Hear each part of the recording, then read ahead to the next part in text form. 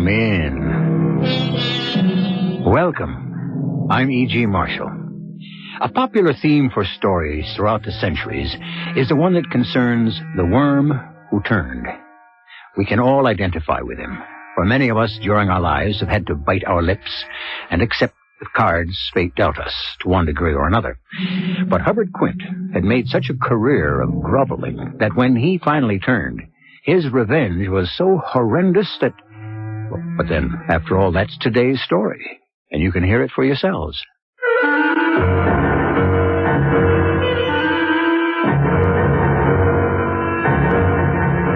Our mystery drama, The Vampire Plant, was written especially for the Mystery Theater by Ian Martin and stars Robert Dryden.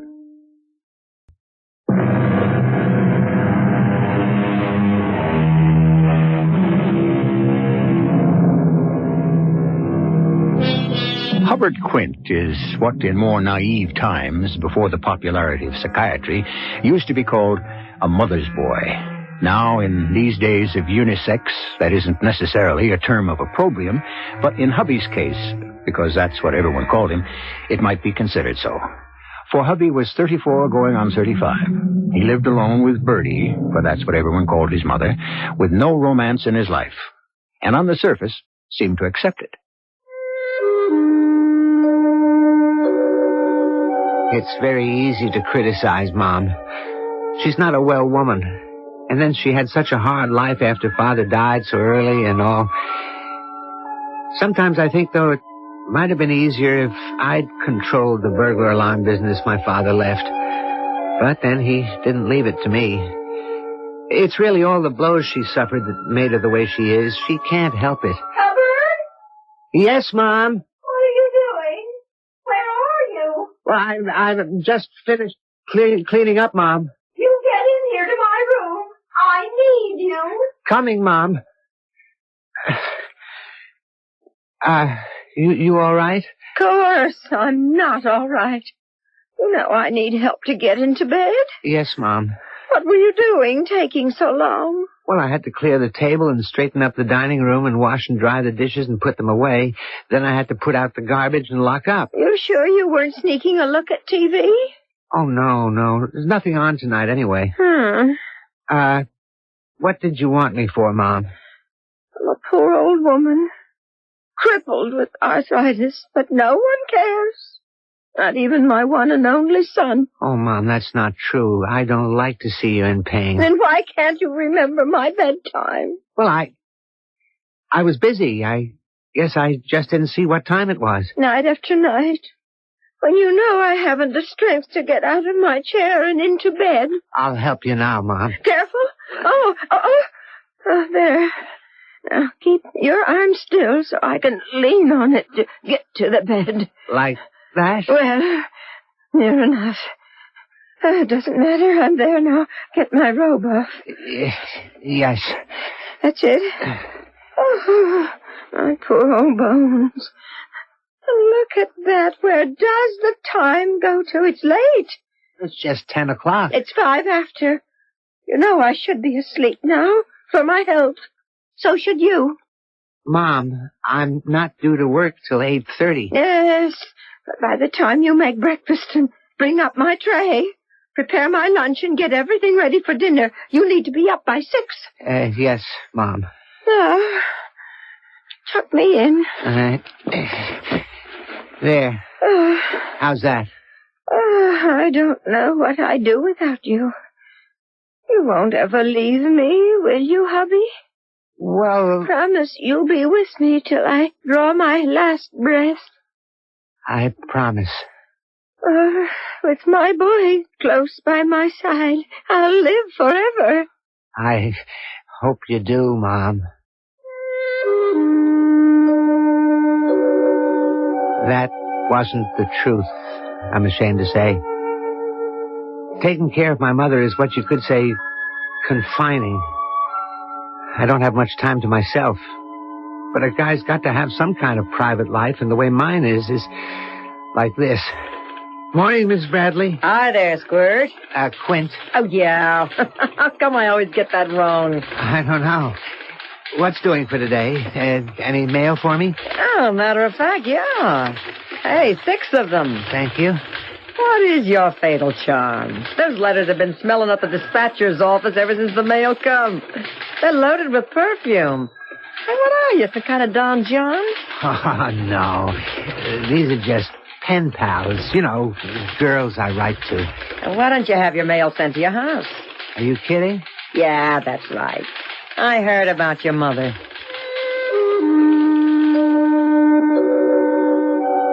If you're kind of tied down the way I am, the only chance you get to meet some nice girls is to be a pen pal. I don't give my home address. I mean, Mom might happen on the letters, and I wouldn't want her to think anything about them. I don't want to give her a stroke or nothing. Only this time, boy, the one from Dolores was a rocker. And so, my dear Hubbard, luck or some kind of God made me winner of the weekly sweepstake and gives me enough money to come winging home to you. I shall be able to meet you at last, face to face. I shall be staying at the YWCA. Call me there and tell me when or where I can at last spread my wings and bring you into their shelter. Your more than pen pal, Dolores. What are you so fidgety about, Hubbard? Oh, nothing. It's kind of late. Long past my bedtime. You can turn off my light. You better get off to sleep yourself. Yes, Mom. Good night. Sweet dreams. Oh, same to you. Oh, Mom, if you only knew.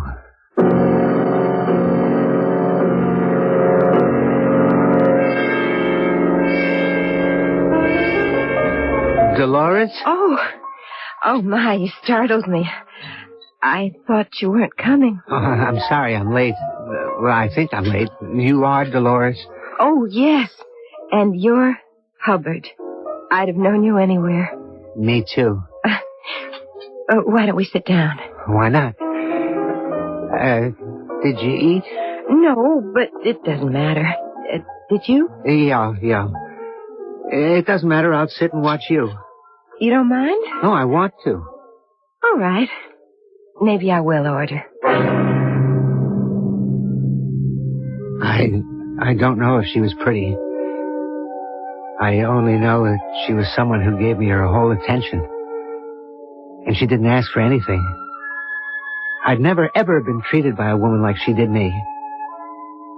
Of course, what other woman did I ever really know except Mom? But it felt good. We only had a week, but I made arrangements to sneak out and meet her every chance I could. Oh, I've never been on a ferry before. We don't have time in the Midwest. It's wonderful. I wish I could do more for you. Oh, you've already done so much. Are you enjoying your visit? Oh, yes. I just wish it could be more than that. So do I.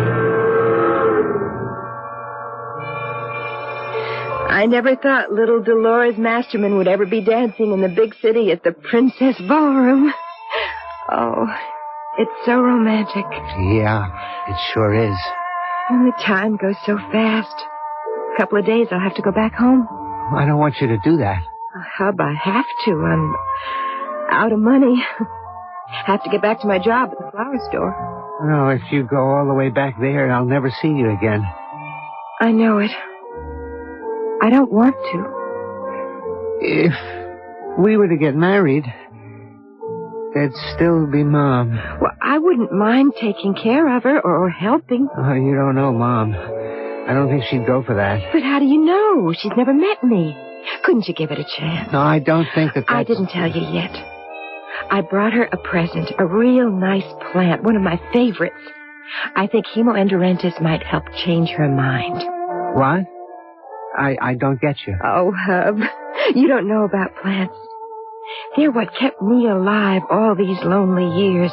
The way you can talk to them, the way they respond. I still don't follow. Don't you know plants are just like people? You can talk to them and they answer back in their own way. You can train them to feel what you want them to feel. It's a scientific fact. like research has shown.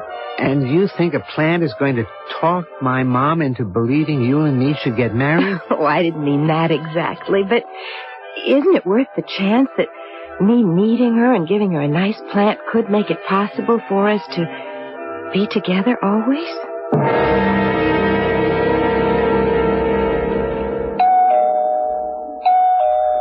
That'll be Dolores now, Mom. I never thought I'd see the day my son would desert me. Oh, Mom. Where did I go wrong to let this woman lead my son astray? Mom, please.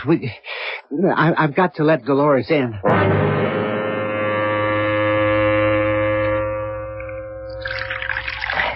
Such a nice after-dinner coffee.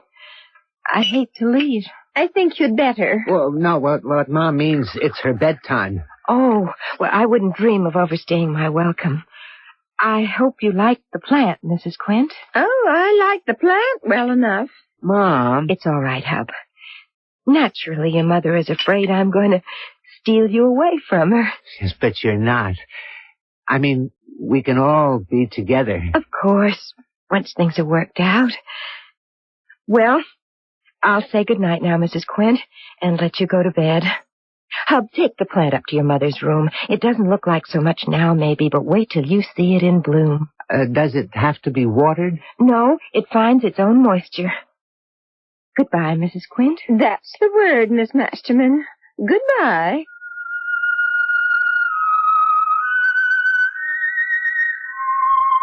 Okay, Mom. Anything else? Or shall I turn out the light? Huh? You've turned out all the lights for me, deserting me for a hussy like that. Mom, she's a nice girl. And anyway, who said I'm deserting you? You'd better not. You'll never get a penny from me. I never asked that. I just wish you could have liked Dolores better. She brought you a plant. That brownish, hairy, scraggly thing. Does it have to be right by my bed? Dolores said, wait till you see it in bloom. Oh, all right. Leave it. And say good night. I'm tired. You've upset me so much. Oh, Mom, she's really a sweet girl. I wish you'd give Dolores a chance. A chance? I never want to see her again.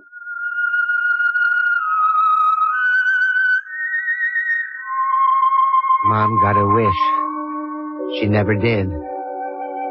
The next morning, when I brought up her breakfast tray, the first thing I noticed was the plant in full bloom, heavy with blood-red blossoms.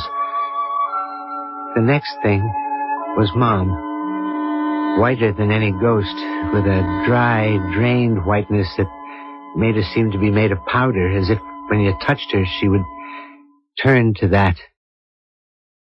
I didn't even have to put down the tray to know she was dead.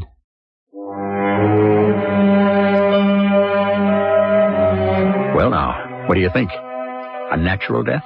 Or is there something strangely occult, strangely fortuitous in Bertie Quint's death? Certainly, she will be little lamented. She was a horrid woman, but still she was entitled to die in her own time. Or did some strange force hasten her death? I'll return shortly with Act 2.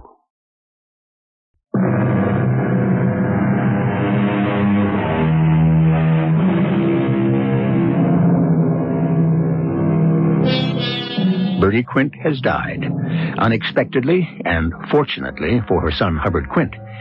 Fate has suddenly extended to him a freedom that he has secretly longed for and never imagined would be his. Or so it seems. But the circumstances of Bertie's precipitous demise puzzle Dr. Ezekiel Harwich, who has known her for half a century. What do you think caused it, Dr. Harwich? I don't know, Hubbard. I'm sure her death came as much of a surprise to me as it must have to you. Oh, it did. You didn't have any sort of warning? I mean, last night, how was she? Well, she was fine by the time she got into bed. She complained of being tired, that's all. Ah, yes. Well, I'm sorry, son, but I'm afraid we're going to have an autopsy. An autopsy? What for? Hubbard, I can't sign a death certificate without entering the cause of death. And right now, I don't know what it was. Well, wasn't it just a heart attack? Oh, it most definitely wasn't that. Cardiac arrest, yes, but for no evident reason. I'll be able to tell you better after a post-mortem. Then it had better be done. All right, fine. Yeah, that's a handsome plant with red blossoms. I don't think I've ever seen anything more lush and luxuriant. What's it called? I forget. You'd have to ask Dolores that. Dolores? She gave it to Mom as sort of a peace offering. Oh, Dolores is the young lady you're thinking of marrying, huh? Well, I did, but now, I don't know.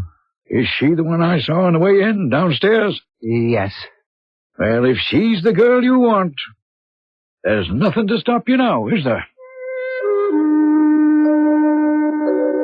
I went downstairs with the doctor and saw him off. For the first time, I was free to do what I wanted. I could get married. Except, how could I right away with Mom still fresh in her grave? How could I dare ask Dolores, who by this miracle of fate could now be mine?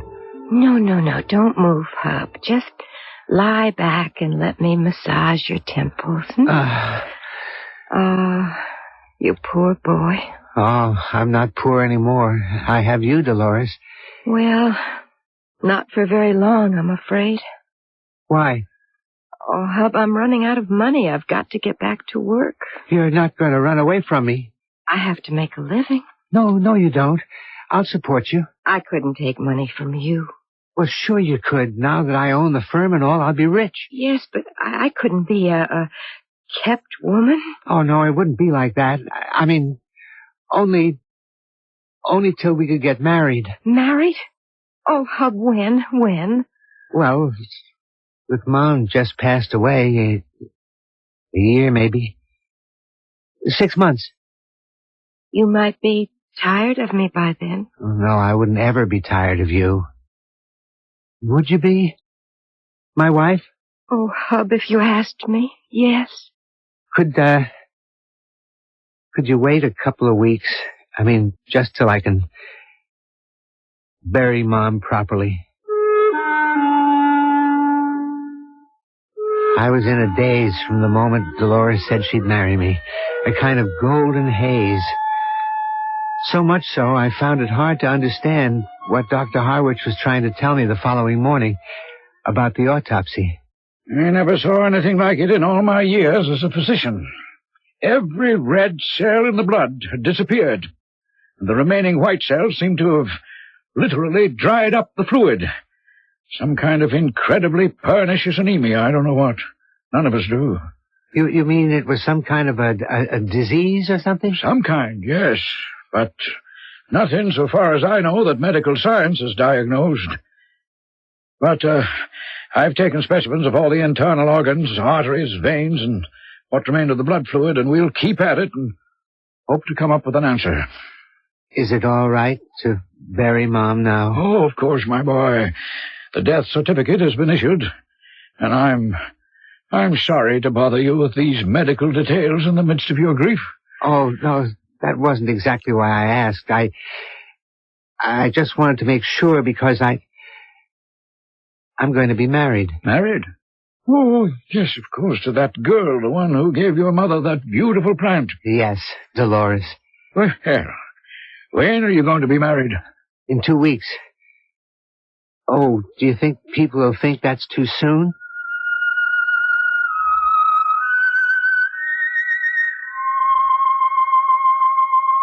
On our wedding night, we came back to the house. Since Mom's room was the only decently sized bedroom, it had been decided we would take it for our own.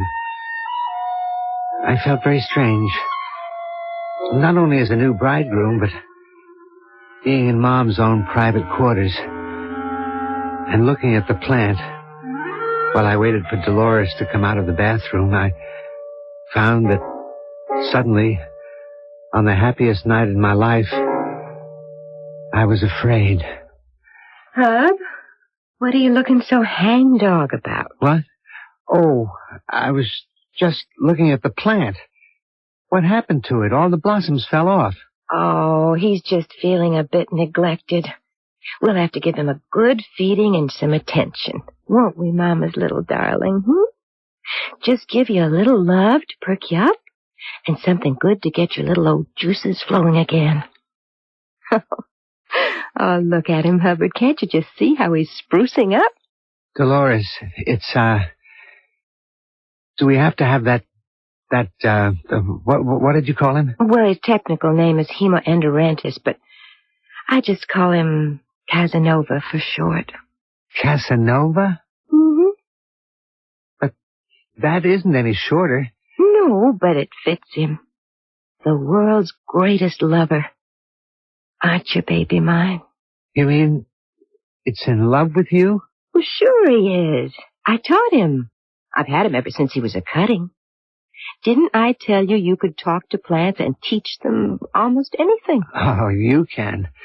Dolores, please, it's our wedding night. Can't we take the plant out of here? Oh, of course, dear. It wouldn't do at all to have him here all night. Now, where shall we put him? Let me take him down to the solarium. Oh, yes, that would be just right. But be careful of him. I will. I'd never forgive you if anything happened to him. Okay. I'll treat him with kid gloves.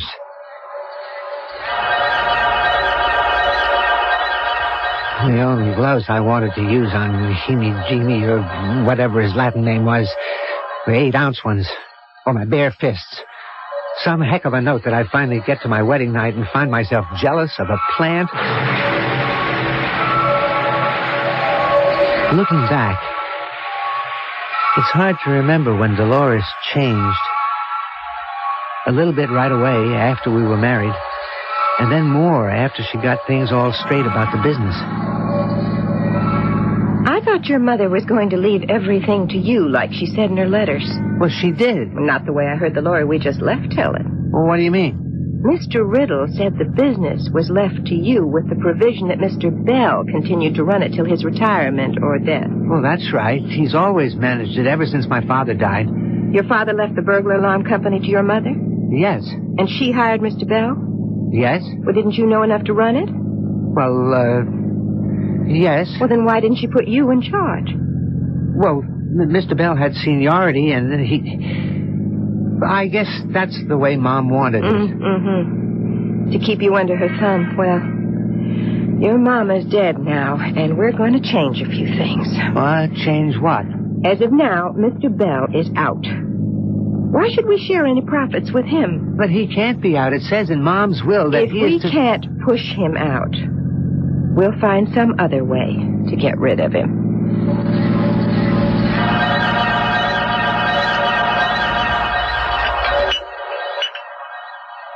Some more coffee, Mr. Bell? It was a good dinner, but it's time for me to be getting along. Oh, you live all alone, I understand. Just an old bachelor. Oh, well, then I'll have to give you a present to keep you company. Darling, would you fetch Casanova? The plant? Yes, dear. And please don't keep Mr. Bell waiting. Well, what's going on here? Oh, just a little present for you. A very special plant called Hema Endorantis. Hema? That's a mouthful for you. Yes, isn't it? But, I don't need a plant. Oh, you need this one. Believe me, Mr. Bell, do you know a plant like this you can talk to, and he'll give you an affection you can't believe. Huh? Just put him by your bedside for tonight. And you'll know what I mean by morning. Here's your boyfriend. Oh, that plant don't look like much. Well, you just keep him close to you, and he'll surprise you. Won't you, baby mine? Aren't you going to take care of Mr. Bell? Well, I don't think I really... Please don't refuse me. Take him home. You'll be surprised the difference he'll make in your life. I didn't quite know what she meant by that. And I had this shivery feeling that I didn't want to know. There was something going on underneath, hidden, inhuman. And I realized it had to do with Dolores and a spell she had thrown over me. So I wasn't surprised at all when I called in the following day at lunch to the dispatcher, Miss Bradley. Quint Burglar Alarms. It's Hub Quint, Miss Bradley. I finished up the Claridge job. You got any assignments? Oh, am I glad you called in. We've been looking for you. What? How come? It's Mr. Bell. We need you back here right away Why? to take over the office. Mr. Bell is dead. What? He didn't come in this morning, didn't answer his phone. So I went over to his house. I found him still in his bed. dead. Well, how? Well, that's what no one seems to know. Police, doctors, no one. Tell me something, Miss Bradley. Did he have a plant near his bed? A plant? Oh, yeah. A big, gorgeous one with bright red flowers and long, trailing stuff. I was afraid of that. Listen, is his house open? No. After everyone left, I closed up and took the key. You have it with you now? Yeah. Then meet me there right away. I want to see just what happened for myself. I hung up, sick to my stomach. All morning I'd refused to believe it, ever since I'd gone to the library and had the librarian translate what hemoenteritis meant. Blood-eating, blood-sucking, a vampire. That's what the plant was. And if Mr. Bell's death showed the same symptoms as Mom's, where was I? What could I prove? Who was going to believe me? And worst of all, what was the woman I married?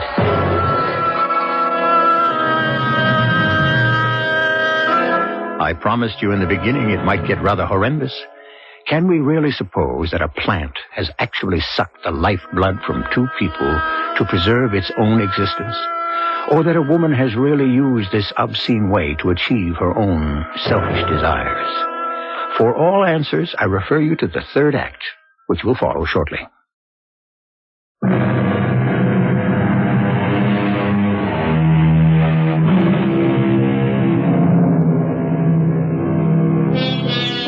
Drosophilum lusitanicum. I mention that tongue twister not to display my erudition, but because I looked it up in the dictionary. It's the Latin name for a cannibal plant that snares and eats flies. And there are sea anemones that devour small fish. What started me on this train of thought was Hubbard Quint's conviction that Hemoenteritis, his wife's tame plant, had been responsible for 2 deaths. Was it possible that the English name for it, blood eater, was literally a true one? My head was splitting. I felt I must be going out of my mind. But once the thought was planted there, I shuddered at the mention of the word plant. I knew it had to be disproved or my life was over. I had to see Mr. Bell for myself before I took any further steps. There you are, Mr. Quint. I've been waiting for you. You didn't have to wait outside, Miss Bradley. I didn't feel like waiting inside with that corpse and all. Yes, I understand. Do you have the key? Yeah, right here. You want to go in first? After you. Where is he? In the bedroom. That last door to the right. Should I come with you? Whatever you want. That's him. In the bed. I didn't expect anyone else. Oh, I've seen some dead people in my time. Family, friends, you know. But I never seen a deceased so white and dry-like. I mean, it's like you could blow on him and he'd just disappear like powder. She was right. He was chalk white. And somehow shrunken. Against the brilliance of the red blossoms on the plant beside the bed, he seemed even more terribly dead than he was.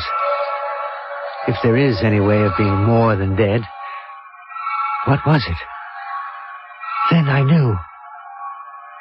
He looked already embalmed, with all the blood drawn from his veins. Who was the doctor who saw him? I didn't know anyone else to call, so I called your doctor. Ezekiel Harwich? Yeah. Did I do something wrong? No, Miss Bradley. You did exactly right. Come on, I'll drop you at the office and go visit the doctor. But first... What are you doing? I'm taking this plant with me. It belongs to my wife. I'd just like to make sure if she wants it back. Well, I don't see anything particularly unusual about the plant, Hubbard. I mean, it doesn't appear to be poisonous in itself, but then I'm not a botanist. But, Dr. Harwich, you don't think it had anything to do with Mom's and Mr. Bell's death. Indirectly, perhaps. Well, how? How much do you know about your wife's background, Hubbard? Could she perhaps have lived in the tropics or South America? No, I don't think so. She never said. Why? Because I have some of the same ideas as you have. Oh, I haven't had the autopsy report yet, but I'm almost totally convinced that Mr. Bell died of the same thing your mother did. The symptoms are too special and startling. What are you trying to say, Doctor? And I'm simply saying that I'd like your wife to come into my office for an examination. Whether or not she has spent any time in the tropical zones or any alien area, she may be carrying some infectious disorder as a host without knowing of it or having it affect her. What, Dolores? Oh, yes. So please urge her to come to me or at least go through a series of tests at the hospital. What about the plant? Well, it's not a tropical one, and I doubt that the vegetable world can invade the human one quite yet. Still, if I were you, I'd burn the thing. If only to get the connection off your mind.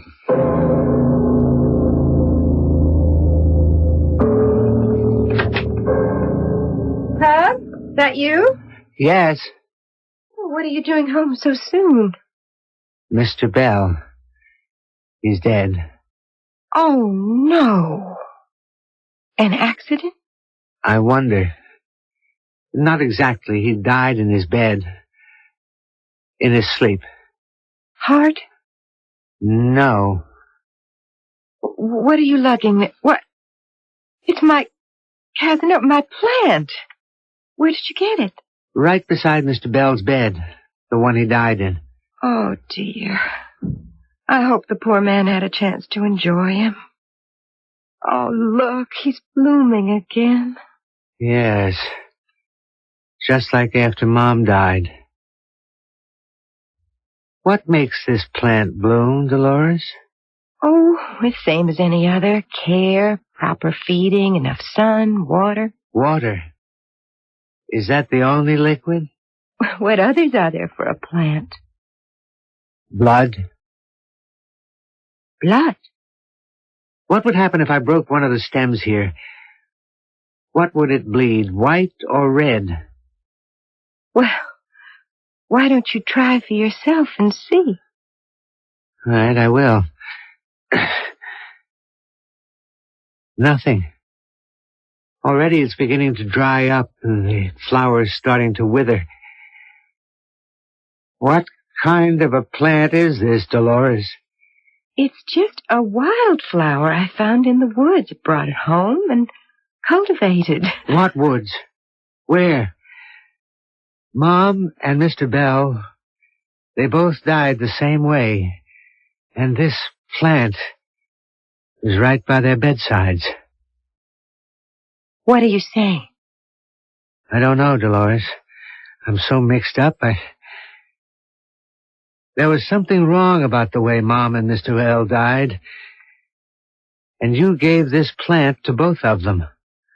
Are you suggesting I had anything to do with their deaths? I'm only trying to face facts. Oh, Hub, darling. Let's not talk anymore now. We are both upset and you're desperately tired. Let's just have dinner and a good sleep, and tomorrow maybe we can face things more sensibly.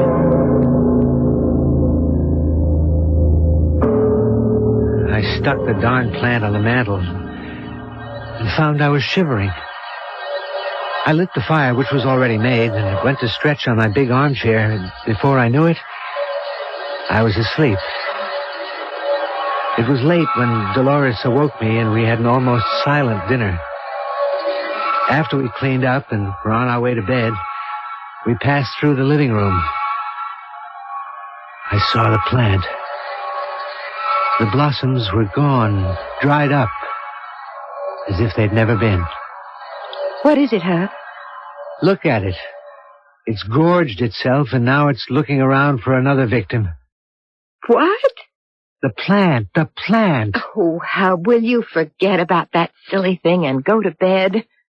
I'm going back to the kitchen to get us a nice hot toddy to put us both to sleep. To put us both to sleep. Or just me, maybe. And the plant is looking for its next victim. Me? Why not? It would complete the cycle and leave my wife with everything. First Mom, then Mr. Bell, then me. No, I wouldn't take a chance on that. There was one way to stop it. By the time Dolores came back with the hot drinks, Emo de Rentis was almost reduced to ashes. Here are the drinks, Hub. My, what makes the fire so bright? Your friend, Casanova. I burned him up. No! My favorite! I can't replace him! I watched her concern for this piece of vegetable matter, and suddenly all my suspicions were confirmed. I glanced at the drinks, and even doubted them. As Dolores bent over the fire, I quickly switched their positions on the tray and was drinking what appeared to be mine when Dolores turned on me furiously. Why did you burn my favorite plant? I don't think I have to answer that. You with your silly superstitions and the terrible things you accuse me of. I won't have you in my bed. You can sleep in your old room. And I promise you this is the last night we spend together in this house. I let her storm away to bed. Then I went upstairs to my old room. I wasn't sleepy, only emotionally drained and exhausted as I lay there in a semi-coma.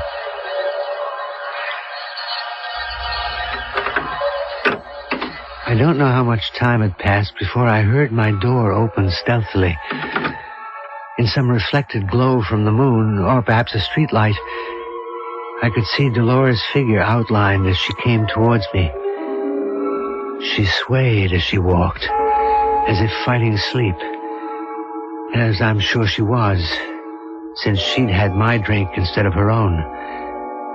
I lay still and kept breathing evenly as she looked down at me. Poor fool. I had to use you. You were my only chance. But there isn't any room for conscience now. Once I can have it all. You burned up the parent hub, but the children I saved. And a child learns very fast and has a huge hunger. Oh, there you are, my darling. My hungry darling. Eat and drink and suck his life away. We have no use for him anymore.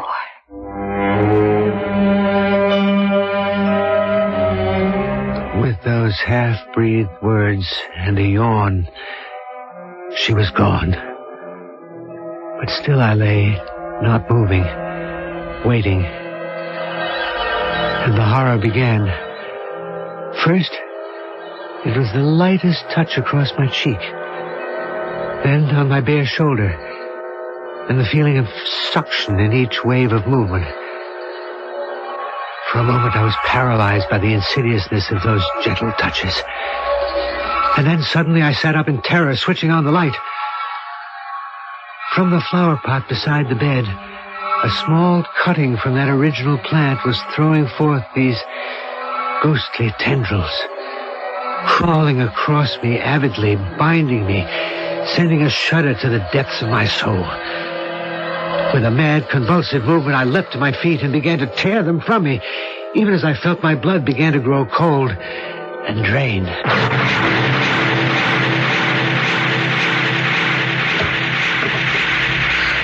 With the pot in my hand, I came into my mother's room, where Dolores lay asleep, drugged by the drink she had meant for me.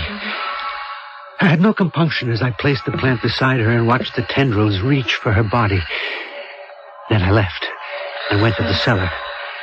I I gathered all the old papers, soaking them with gasoline from the lawnmower can.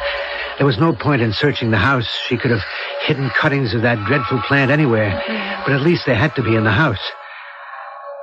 I laid a kerosene trail toward the papers and the gas can. I lit it and went upstairs. I wished I had something to live for, but I haven't. I only had loved one woman, but she didn't love me. I would have said a prayer for both Dolores and myself, but I didn't have time.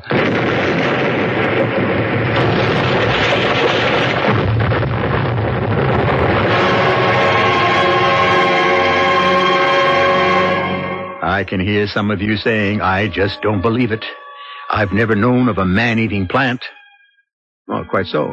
But then, I've never been lost in the Bermuda Triangle, or seen a UFO for sure, or experienced teletransportation or reincarnation. I'll be back shortly.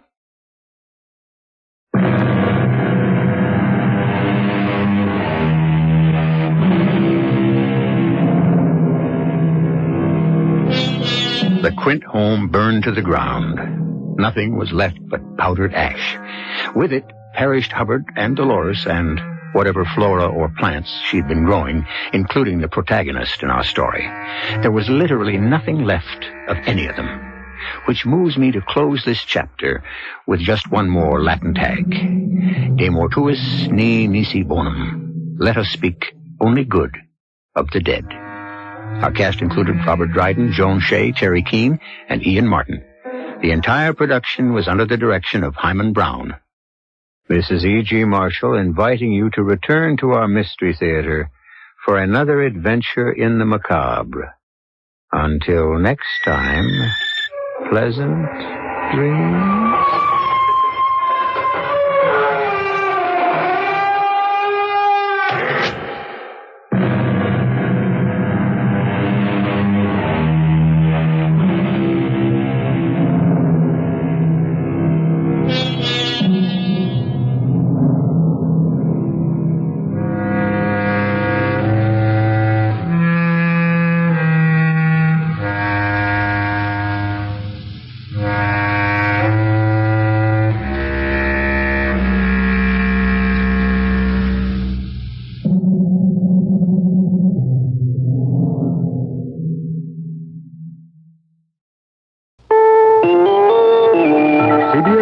The 7 Republican presidential hopefuls debate and find they agree on most things, including distaste for Carter policies. I'm David Jackson reporting on the CBS Radio Network. The debate was held in Manchester, New Hampshire, Wednesday night, 1 week before the New Hampshire primaries. Ronald Reagan attended. Earlier this year, he stayed away from the Iowa debate, saying he did not want to destroy Republican unity. Wednesday night, the candidates were unified on most major issues and criticized the Carter administration on defense policies, among others. George Bush says the White House is sending the Kremlin mixed messages. I believe that the Soviet Union at this time doesn't want war.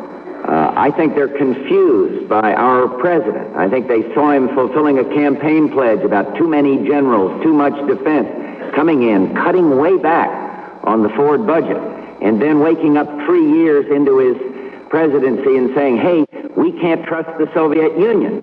Howard Baker steered a similar course, but on a different tack. I don't think the Russians are confused. I think they have the idea that they've had since World War II, and that is that Uncle Sam's a patsy. And I think that the recent actions by President Carter in cutting the B-1 bomber and delaying the development of the MX missile by reducing by 50% the size of the commitment to a modern American Navy, that they have the impression that we're flirting with some sort of unilateral disarmament. Chicago's firemen are heading back to work. We'll have that story in a minute. A Chicago judge late Wednesday night sighed and said finally cool heads have prevailed. He's been trying to mediate the week-old firefighter strike there, and he announced a deal that will have the strikers back at work Thursday morning. The firefighters agreed to go back when the city agreed to a plan that grants amnesty to strikers and orders round-the-clock bargaining with a 24-hour deadline for settlement. Sodden Southern Californians are getting in again. David Dow reports from Los Angeles. Another storm has swept into Southern California, and again, more flash flooding is expected. Despite a lull in the rainfall through much of the day, hillsides and canyons are so saturated, officials fear there could be more mudslides as a result of this latest rain. It has already closed down the Pacific Coast Highway, a main commuter route for beach residents, and police have evacuated more residents of Monterey Park, a suburban Los Angeles community which has received nearly 16 inches of rain in the last week. More than 70 homes in that city have been damaged or destroyed since Friday. The total for Southern California is now over 800 homes. Money estimates of the area's damage range as high as $250 million. This latest storm is expected to pass sometime in the morning, but still another is forecast for later in the day. David Dow, CBS News, Los Angeles. There are weather troubles in Idaho, too. Waters rising behind an earthen dam near Mullard City prompted officials to order evacuation of homes below the dam. They're saying it may give way. And in central Arizona, hundreds of families had to flee homes to escape water from flooding rivers there. Iran's Ayatollah Khomeini has issued a message of support for the militants holding the hostages at the U.S. Embassy in Tehran. He broadcast an appeal telling Iranians to stand firm in demands the Shah be returned for trial. He did not specifically link that demand to release of the hostages. Now this. Tonight on the CBS Late Movie. Mary Hartman! Mary Hartman! Louise Lasser stars as Mary Hartman. Whether it's watching a dinner guest drown in a bowl of soup or fixing a button on the raincoat of the Fernwood Flasher, Mary is there helping the rest of us feel healthy by comparison. In a world gone mad, there's nobody quite like Mary Hartman. Mary Hartman, followed by a second great feature tonight on the CBS Late Movie on CBS Television. That recession economists have been predicting is not here yet. The government's revised figures for fourth quarter 1979 gross national product show the economy growing at an annual rate of 2.1% during the period, up from an earlier report of 1.4%. A White House economist now says it's unlikely a recession will begin the first quarter of this year. The slumps in the auto and housing industries, he says, do not appear to be spreading to other sectors. David Jackson, CBS News.